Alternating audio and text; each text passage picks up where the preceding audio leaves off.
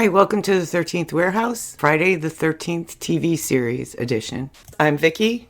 And I'm Kym. Following are the episode credits for Friday the 13th, the series, Season 1, Episode 21, Double Exposure. Series created by Frank Mancuso Jr. and Larry B. Williams. Written by Dunford King. Directed by Neil Fernley. Original air date, May 16th, 1988. And we're back for Season 1, Episode 21, Double Exposure. The cursed antique from Friday the 13th Wiki is a photographic camera that produces a murderous double of the person whose picture was taken. The original person will die within 5 hours if the double is not killed by burning the negative. So, this Winston Knight is a news anchor. We find him watching a video of one of his newscasts when the episode begins. And this actor, Gary Frank, he's been in many things over the years, including a Deep Space Nine episode, but I always remember him from Family. Do you remember that show? Family. It was in the 70s. It was about the Lawrence family. Christy McNichol was in it. Yes. He was the brother, Willie. Oh, okay. I think it was on for a good amount of seasons, too. Yeah, it was. I kind of remember it being kind of a popular show. Yeah, I just seen it not that long ago, and I'm trying to remember what channel, but yeah. Oh, really? Yeah, I seen it out somewhere, and I'm going, oh, I remember this show. I'm going to have to look for it now. So anyway, Winston pulls out an old-fashioned camera and takes a picture. We think he's going to develop whatever picture he just took, but a person comes out of the developing stuff. That was kind of gross. Whatever that is, growing in the developing stuff. Then he gives this person instructions to call him at a specific time and gives him a machete. So at the news station, Winston's assistant asks if he thinks the killer is going to call again. So Ryan has a new girlfriend, Kathy. He forgot about Laura pretty quickly. I saw that. And it sounds like he met her in the store. They're out on a date. And then we see this mysterious guy in a trench coat with gloves out on the street following a woman. And she sort of walks and looks around like she's terrified, but she never turns around to see if anyone's behind her. Did you think that was weird? It was weird. The way Very weird. Yeah. She was just kind of like moving her head a little bit, like she's looking around, but she wasn't looking everywhere. Mm-hmm. You know, if you're scared, you're looking all over the place. It was weird. I just thought that was really weird. When she finally does, she turns around and the guy's not there. And then when she turns back, the guy's somehow in front of her. And she looks relieved because she seems to recognize him. And she says, "Is it really you?" or something like that. Meanwhile, Ryan is dropping Kathy off at her door. He asks to come in. She says she's got to get up early. So he's walking home and he sees the machete guy stabbing the woman. And the machete guy sees him and he comes after Ryan, but he's able to protect himself with a box. After the guy runs away, Ryan sees that the woman's dead. Meanwhile, on the news, the anchor, he just happened to be doing a report on the killer, takes a call on air, and it's the killer telling him where to find the body. So apparently this is a thing. This killer's been calling him on the air. We then see that the killer's him, or an exact replica of him. After the newscast, Winston burns the negative and the duplicate ceases to exist. Apparently this guy wants to be a famous reporter and he has this duplicate that he's making kill people so that he can report on it. Like he has an in with the killer. Like he's the only person the killer will call. But Ryan recognized Winston, but he can't make the police believe him because Winston was on the air when the murder happened and the call came in. So that makes for a pretty good alibi. So I think we already knew. I mean, did you know at the beginning when we saw Kathy that she wasn't going to make it through the episode? Of course. Yeah. I knew she was a goner. As soon as they came out, I said, oh, she's a goner. Yeah, I would have been shocked if she made it through the episode. The police call Winston. Now, this cop was ridiculous, this detective. He calls Winston and he tells him that they have an eyewitness. Number one. He also tells him that the killer may look like him. And he also gives him Ryan's name. Yeah, that was, I was just like, dude, what's wrong with you? You know, whether or not he was on the air and he had an alibi, you still have to be suspicious of somebody insisting that the killer looked exactly like him. Right. You know, so why would you call him, number one, and say you have an eyewitness? And number two, give him the eyewitness's name. Right. Because at any point, like you said, even though we know he's on the air, like you said, people look like people and do all kinds of makeup jobs. So that could have been somebody even impersonating him. Which is one of the things he tries to tell Ryan later on. But, you know, the cop lets Ryan go, but he still doesn't believe his story. And Ryan etches the phone number the detective wrote down. So he has his phone number. So when Ryan gets back, he wakes up Mickey and Jack to talk about what happened.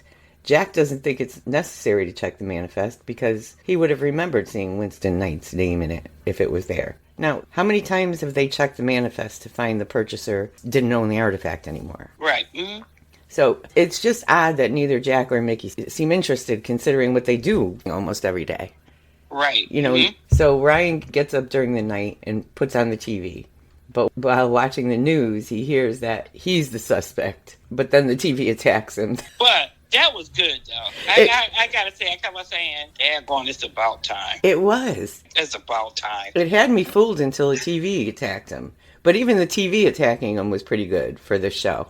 You know? Yeah, I thought so too. It shocked me, and I was like, "All right, I'm ready to clap and give them their props." Yeah, the effects were pretty good. Mm-hmm. So, like we said, after the TV attacks him, we find out it was just a dream. So Ryan contacted Winston the next morning and made an appointment to meet him. And he takes Kathy with him because Kathy's a big fan. Winston creates another self before Ryan arrives. And Winston tries to talk Ryan into helping him catch the machete killer. Winston also tries to convince Ryan that the murderer must have some sort of obsession with him, either because he actually does look like him, or maybe he's so obsessed with him that he had plastic surgery, or I think he said makeup too. Yep. Mm-hmm. So they don't really get anywhere, and then he decides he has to leave. So Ryan and Kathy leave. Ryan is still convinced that it's Winston, and it's not a lookalike. Mm-hmm. So Kathy decided to walk home. So here we go. Alone. Right. She'll be dead soon. Now, number one, they know there's a machete killer loose. Whether or not it's Winston, they know there's a machete killer loose. Who's walking home alone? Mm-hmm. After Ryan leaves, she realizes she forgot her purse in Winston's house, and she sees Winston and his duplicate through the window. When she runs away, Winston sees that she left her purse. He gives the duplicate the keys to her house and, I imagine, her address. And the machete killer goes after her, but Kathy's able to escape into a cab before the duplicate can kill her. Meanwhile, Jack, I guess, has thought about what they do for a living. And he's done some research on all of the things that can make copies, and he found a camera in the manifest. And the purchaser used the TV channel's call letters, KAHN, instead of their name. I got the manifest out and I made a list of all the objects that could possibly make a copy of someone. You know, things like mirrors, prisms, paintings, all that sort of thing. And I came up with a camera. A camera? A picture, I'm sure. And it was sold to a guy named Khan? Yeah, but who's Khan? A better question would be, what is Khan? So Kathy goes home and has to use her hidden key to get in since she doesn't have her purse with her regular key. Now right there, maybe you're upset because, yeah, somebody tried to kill you and you run home. But when you have to stop and use your hide-a-key because your keys are in your purse that you left at the killer's house, wouldn't that give you a clue it's not safe to be home? Uh-huh. I mean, I could see running home and being upset and just running in your house and locking the door. But if you have to stop and remember to use the key under the mat because you don't have your keys, I mean, really? She did one thing right. The only thing she did right was she left a message. Yes. That's it. Yes. She leaves the message and tells Ryan what she saw, that she saw the duplicate. But the duplicate is already in her house. Priority 1 message from Starfleet coming in on secured channel. Space, the final frontier, or is it? Discover the podcast of a couple of moms who love Star Trek and happen to have kids on the autism spectrum. Join Vickie and Elizabeth as we explore strange new worlds, talking about the new Star Trek Discovery series, autism, and whatever else comes to mind. We're Moms Going Boldly, and you can find us on Podbean, Apple Podcasts, Google Podcasts, Stitcher, and Player FM.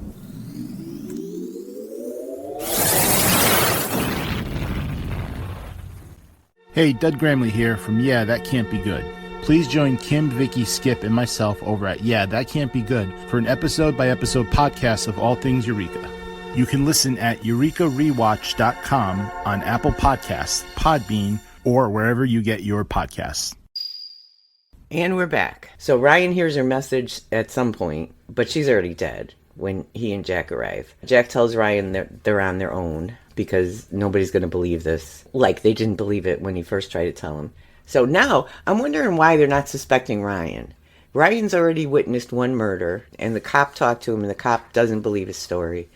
And now he's a friend of the next victim. Wouldn't you think the cop would think that's a little suspicious? Yeah, in another show, yeah. Yeah.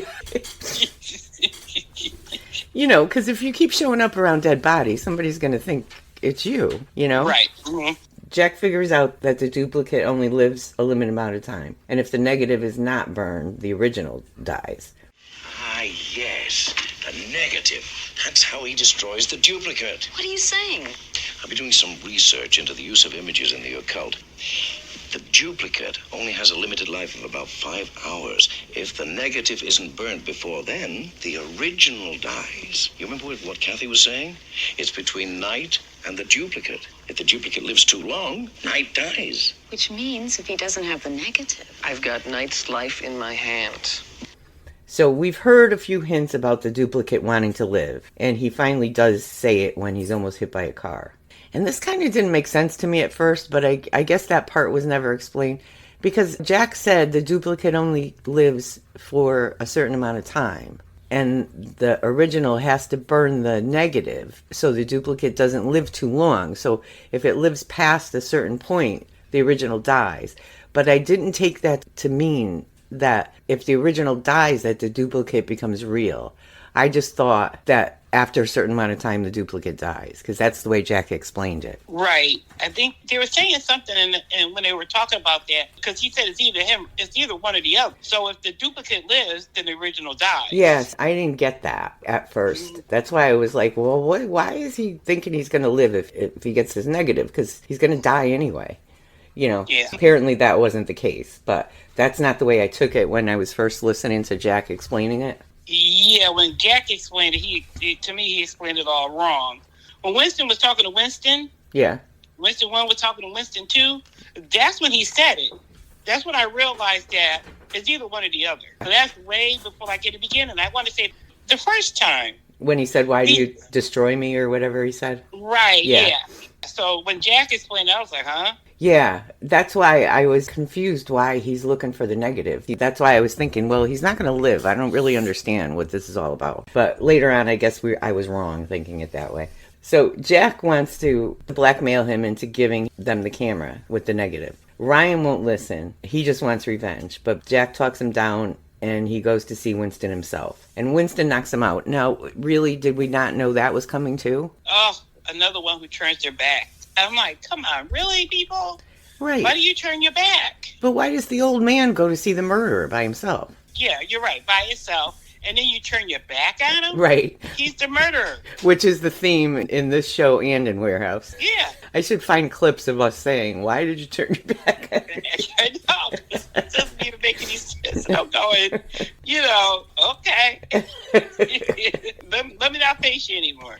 Oh, my God. So Winston knocks him out and takes his picture, and he creates a duplicate of Jack. He sends the duplicate of Jack to the shop with the camera so Ryan and Mickey will give him the negative. He also has instructions to kill Ryan and Mickey after getting the negative. So Winston is going to frame Jack as the machete murderer, and he's going to keep Jack's duplicate alive long enough for the real Jack to die, so the duplicate will be framed as the murderer. So he has a camera crew meet him at the shop because he thinks he's going to get a big story, while duplicate Winston watches through the window. Fake Jack shows up at the store and asks for the negative. Winston's station manager wants to call the police, but Winston talks him into getting the story even if the people inside of the shop get hurt or die. So they're both scum. Mm-hmm. So Ryan figures out that Jack is not Jack and hits him. And as all this is happening, the duplicate Winston shows up inside the store, but I don't know how he got past the whole camera crew outside. But there he was, and he's there to get his negative back. So the duplicates have a sword fight, and the Jack duplicate is stabbed, and he has his hand cut off, which was gross. Ryan stabs the Winston duplicate when he threatens to kill Mickey. Mm-hmm. So Ryan and Mickey run out of the store to where the real Winston is doing the news report and waiting for Jack to confess to being the machete killer. And then his duplicate comes out carrying the machete and bleeding. The station manager tells the crew to keep shooting because Winston wants them to stop as soon as he sees his duplicate. Mm-hmm. But the station manager tells his crew to keep shooting. So the duplicate crumbles up the negative and the real Winston disappears, making the duplicate human, only to die from the earlier stab wound. Mm-hmm. So he did get to be human, but then he died because Ryan stabbed him. Right. And that's pretty much the end. Ryan is depressed because he can't keep a woman. Need him at McDonald's, Ryan. It was good. I did like it. Well, the only thing I had a problem with was, why would you make a duplicate of yourself? And at first I thought, okay, so you can only make a duplicate of yourself. But if you're making a duplicate for somebody else, and I'm going, wait a minute, that doesn't make sense to me. Because even if somebody sees you, they're going to see somebody else. Right. That's the part I really couldn't understand, when all this time I'm thinking, okay, you could only do one of yourself. Right. But when he made one of Jack, I'm like, duh. Right, that's true. If you made one of somebody else, he would have seen somebody else and not you. Yeah, he could have just walked out on the street and taken somebody's picture. Right. Yeah. Mm-hmm. And then it wouldn't be his face walking around killing people. Right, yeah. But this episode was good. It was good. Yeah, I did like it. I did. I enjoyed it. Yeah, and you know what? I was thinking, remember last week we were talking about that scene when he woke up? Yes. And you were thinking it was something to do with Carrie, which it could be because I kind of remember the scene you're talking about. But then I was wondering, did you ever watch any of the Friday the 13th movies? No. I remember watching the first one, and I think I watched part of the second one, but it was years ago. But there's one part where, at the end of the first one, where the lone survivor of the camp is out in the middle of a lake. It was after all the killings, I guess. And she was, like, kind of hunched over in the boat. And Jason comes out of the water and grabs her. And that was a nightmare, I think. So I was wondering if it was a Friday the 13th thing, since this is Friday the 13th. You know what I mean? Yeah, it could be. But I didn't see enough of the movies to know. Yeah, I've never seen any of them, so I have no clue. Yeah, I remember seeing one, but I think I saw it once, and it was a long time ago. All right, so if you don't have anything else... Nope, I'm good. Okay, then we'll be back shortly for another episode or two. We'll see you then. See you then. This is Doug, reminding you to follow us on Facebook at facebook.com/13th Warehouse, on Twitter at Eureka Warehouse, and on Instagram at Eureka_Warehouse. You can listen to The 13th Warehouse on our website, the13thwarehouse.com, on Apple Podcasts, Stitcher, Google Podcasts, or wherever you get your podcasts. Theme music for The 13th Warehouse, Friday the 13th, the Series Edition, Suspense Night, provided by Anton Kornienko. Pixabay user 147-98912. Free for personal or commercial use. See you next time at the warehouse.